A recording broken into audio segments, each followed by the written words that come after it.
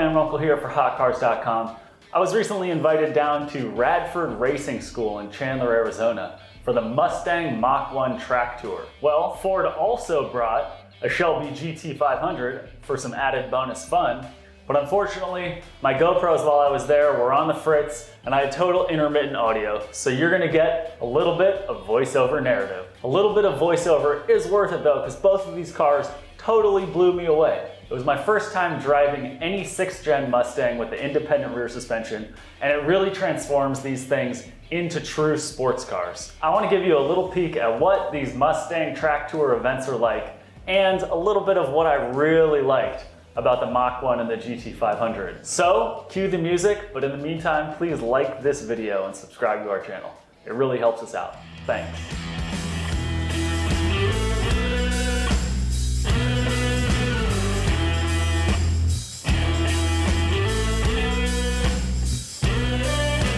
The star of the show was definitely the 2022 Mustang Mach-E, which Ford recently revived for the 2021 model year as the 3rd time the Mach-E badge has ever been put on a Mustang. I was curious because I'd been down to Radford Racing School about a month before this and driven the pants off a Dodge Challenger Hellcat widebody for 2 full days. So it was gonna be an interesting comparison between the sort of big, heavy, brute power of the Challenger and the Mach-E, which has a naturally aspirated V8 producing 470 horsepower. That's down 10 horsepower for the 2022 model year, unfortunately. But also 420 pound-feet of torque, available down low, and you get to play with that Hurst cue ball 6-speed. There's a limited slip differential, upgraded brakes, a lot of goodies from the GT350 and the GT500 made their way onto the Mach-E for this generation. But all the stats on paper only mean so much. This is all about how a car comes together on the track. So I'm gonna hand it over to other Michael in the car, on the track, to give you a little taste of what this thing can do. Gear ratios are definitely different here. I'm in 3rd at almost 4,000 RPM right now. It's not as loud as I would have expected. I would have expected more of an aggressive exhaust note, but we are just on a nice little warm-up lap. Let's feel those brakes, downshift a little. We're keeping in 2nd a little bit here. Again, we're just on a very much of a warm-up lap. Feeling the Recaros hold me in a little bit there, but I'm skinny and they're maybe a little bit looser than I would have liked. Of course, I'm also used to a Formula 4 car that I drove here. Now we're almost here at the straightaway. Got the green flag. Here we come to a hard braking section. Oh, the brakes are really good. I like the placement of the brake pedal much more than on the Challenger wide body, which was really far from the accelerator pedal. That shifter is so much better than the Challenger wide body. Let me tell you, I was missing gears left and right in that thing. This is much better. I'm glad I'm right behind the instructor car too. She braked really hard unnecessarily because I think we're letting people keep up behind us. I wish I had another camera here for you to look at.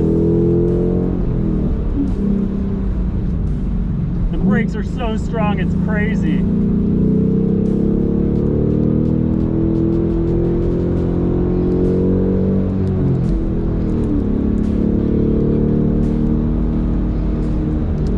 She's taking it so easy, she's not even going anywhere near full throttle here.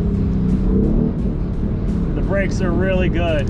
That's the most impressive part so far. The thing that impressed me probably the most about the Mach-E was the brakes.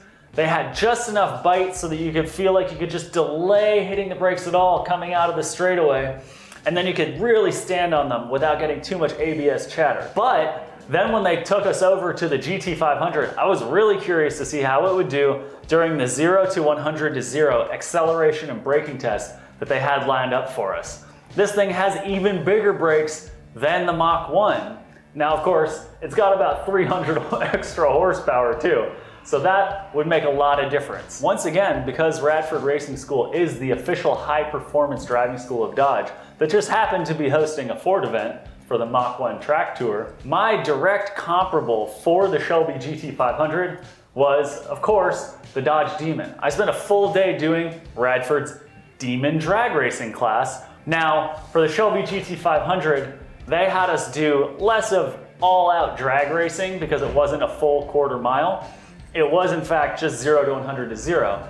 And we left the transmission in normal drive, and we kept the traction control on, which I think was a good move because you don't want a bunch of amateurs just like peeling out and then losing control.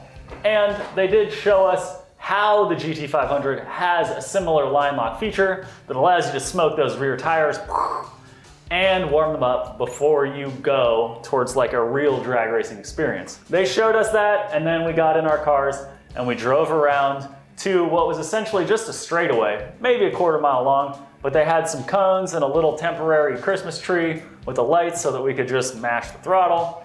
And then we would take off. You get slammed back in your seat. You can feel a little bit of wheel spin for sure, but the traction control sort of mitigates that. With a Demon, I was really just probably pushing the throttle too hard. And I would burn out, and then the weight would transfer forward, and then it would transfer back again, and then I could hook up and launch. I only really had one good launch where it was just a full pull straight off the line.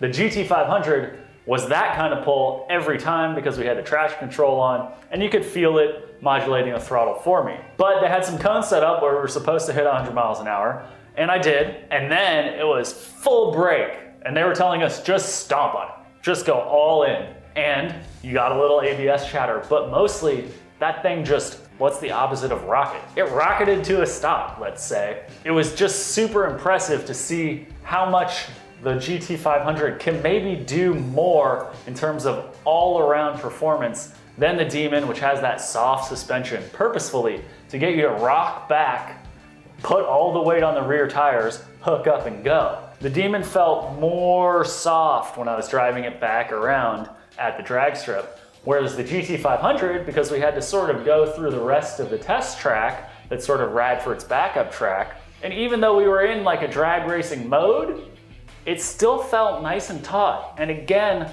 like the Mach-1, lighter than it is. All around, I think the GT500 could probably do a little bit more, especially if once again you have that handling package with all the carbon fiber and the carbon fiber wheels and all the goodies. The difference is the GT500 is the most powerful Mustang of all time, and they wanted to get good lap times on a road circuit like we took the Mach-1 on, but also be able to at least keep up with the Dodge Demon. It's not gonna win that race because it's down 100 horsepower and only a few hundred pounds. That gap narrows for the Demon to GT500 when compared to the Mach-1 to the Challenger Hellcat widebody. The GT500 cranks out 760 horsepower from a supercharged 5.8 liter V8. Like the Demon, it's got an automatic transmission only. It's got 620 pound-feet of torque. Again, available way down low with a nice, relatively linear throttle band. And it weighs just over 4,100 pounds. The Demon actually saves weight from the Challenger Hellcat widebody because it's got like, I think lighter glass, it's got a lot less insulation, and you can tell just driving it around between drag pulls, it's a little louder inside. The thing about the Shelby GT500 is it's got more power than you'll realistically ever need 99% of the time. But really, are you going to the drag strip only, or are you driving in town where you'll be in the power band all the time? And Ford makes an effort to make this a very daily drivable car. The exhaust is not too terribly loud. Yeah, it's got a little bit of a big wing. This one is black, but you gotta get the carbon fiber, come on guys. And the ride is compliant enough because you have the adaptive MagneRide suspension, so you can put it in the soft mode, which is good for drag racing, but also comfortable in town. And then the wheels are big, they're 20s. You've got Michelin Pilot Sport 4S's on these guys. The brakes are huge and they've got a lot of bite for when you're in stop and go traffic and you need to not rear end that person behind you. And it's got just about the firmest brakes I've ever experienced, other than maybe the Mach-1. But I'd love to get a chance to drive the GT500 for real on a track, just because all we did is that straight line acceleration. Now it does have only the automatics, so if I wanted a mix of the two, you know, that old GT350 sounds pretty good, or the GT350R with the track stuff, but that might be too firm in town. The Mach-1, on the other hand, 470 horsepower for 2022, drives really nice on the track. It's a sweet ride. There's no other way to describe it. It just is smooth and balanced and poised and has enough power when you need it and has enough feedback, and the exhaust is not too loud. If only it had the supercharger so you could really make yourself nervous, but it's also 470 horsepower is plenty when you want to start fishtailing a little. But the GT500 is sort of a purpose-built machine. Not as purpose-built as the Demon, but it might be a little bit more livable. I got to enjoy blasting it off the line, where I think I nailed the launch a little better because the traction control was on, and then experiencing the braking power, which was really good and surprisingly didn't activate ABS too much and didn't cause any tire shudder. And then I did a little bit of curves here to get back around to the launch point. Anyways, I'm impressed with the GT500. Would I spend that kind of money? Probably not. And I like a more well-rounded sports car than just a straight line scalpel. Who knows? This thing might be a hell of a road circuit course car also. So we'll just have to save that for another day. Living with a Shelby GT500 though would be a lot more comfortable. Unfortunately, the interior for what is essentially a car you're going to pay 6 figures for, if you can even get one at all. The interior does feel a little cheap and a little bit like a base Mustang, even if you put the Shelby badge on it and you put plenty of carbon fiber trim everywhere. I was just glad to get the chance to be able to walk around a GT500 and sit in one and see whether I fit and how the ergonomics are. The seats are pretty comfortable, plenty of headroom, plenty of legroom. I didn't feel cramped at all. I got to check out all that carbon fiber. I am a cyclist, and carbon fiber definitely gets me going. Well, that's the end of a fun morning here at Radford Racing School. I came away really impressed with the Mach-1 as a track toy, especially comparing it to some of the cars that I drove here. The Dodge Challenger Hellcat, obviously I talked about it a lot. The Mach-1 just feels so much lighter and so much more nimble. Part of that is the MagneRide suspension, and part of that is I think it's just a lighter car that's a little bit better balanced. The engine is smaller, maybe it's mounted a little bit further back. I love the 6-speed, much better. The brakes, that bite, and the grip of the tires going into corners and through corners. Even though we weren't pushing it that hard, I felt so good doing the driving and just came away wanting to drive it more. Yeah, the Mach-1 for this year, 2022, is gonna be down 10 horsepower and 10 pound-feet of torque. Guarantee you, you don't notice. It feels like it has plenty of power. You can wiggle a bit.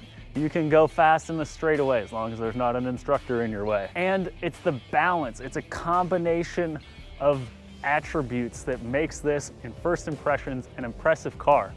It starts at like 55 grand and up. You gotta get the handling package. Let's be real. Probably want those Recaro seats. So you're adding on some serious money. But for what people are calling a kit car compared to a GT350, this thing's pretty nice. The question is whether you'll actually be able to get one from a dealer. I can't wait to try driving one on the street and really get to know it. Mess with that MagneRide, see how it is when you soften it up, what it's like in canyons, what it's like just driving in town on a normal basis. The gear ratio seemed a little short on the track, but I would imagine they're a little bit better in town. And if you enjoyed this video, please, as always, like this video and subscribe to our channel. It really helps us out. Thanks.